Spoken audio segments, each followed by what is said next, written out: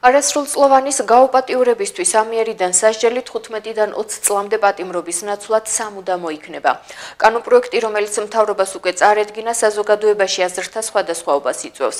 მომზადებულ საკანონმდებლო ინიციატივის ხარვეზებზე საუბრობენ იურისტები, ხოლო ჩვენს მიერ გამოკითხული მოქალაქეები სასჯელის გამკაცრებას დადებით ტენდენციას უწოდებენ და თვლიან, რომ პედოფილია სამუდამო პატიმრობით აქამდეც უნდა დასჯილიყო. საკითხზე შეფასებას აკეთებენ ფსიქოლოგებიც. დეტალები ნახეთ ჩვენ სიუჟეტში.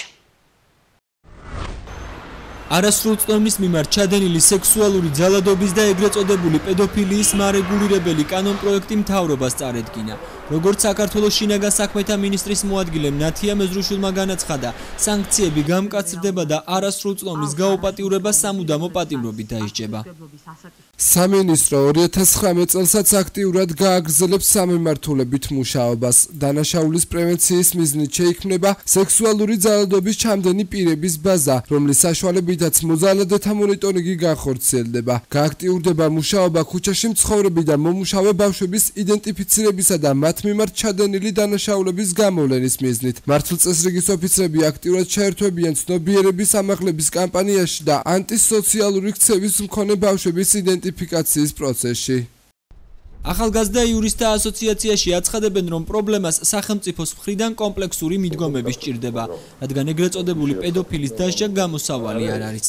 ვინაიდან ჩვენ საუბრობთ იმაზე, რომ პედოფილია არის 11-დან 13 წლამდე არასრულწლოვნის მიმართ გამოხატული სექსუალური ინტერესი და ეს არის ფსიქოლოგიური გადახრა. რეალურად ეს არის ფენომენი, რომ მარტო უბრალოდ დასჯადობაზე კი არ უნდა იყოს საუბარი, უნდა იყოს კომპლექსური მიდგომა, უნდა ჩაერთონ ფსიქოლოგები, ფსიქიატრები, საზოგადოების სხვადასხვა ჯგუფის წარმომადგენლები, რომ გარდა დასჯადობის არსებობდეს ისეთი მექანიზმები და ისეთი შესაძლებლობები, რომლებიც მისცემს საზოგადოებას იმის საშუალებას, რომ აქედან მომდინარე საფრთხეები ბოლომდე გაანეიტრალოს. პედოფილიას დაავადება თვლის ფსიქოლოგი ქეთევან ლომსაძე. ამის მიუხედავად ის შინაგან საქმეთა სამინისტროს მიერ მომზადებული საკანონმდებლო ინიციატივის სისრულეში მოყვანის მომხრია. როგორი მსუბუქიც არ უნდა იყოს ძალადობა, ყველას უნდა რეაქცია უნდა იყოს. აბსოლუტურად ხელი არ უნდა დააფარონ, თვალი არ უნდა დახუჭონ. საზოგადოების მიდგომა ამ მხრივ უნდა იყოს ესეთი ფხიზელი. მეორე ინფორმირებული უნდა იყოს საზოგადოები, ისე ჩემი აზრით, აი ფსიქოლოგიური განათლება თუნდაც ესეთი საკითხებში უნდა ავამაღლოთ. პედოფილიაში მხილებული ადამიანების უმკაცრესი ზომი დასჯას ითხოვენ ჩვენ მიერ გორის ქუჩებში შემთხვევითი შერჩევის პრინციპით გამოკითხული ადამიანები.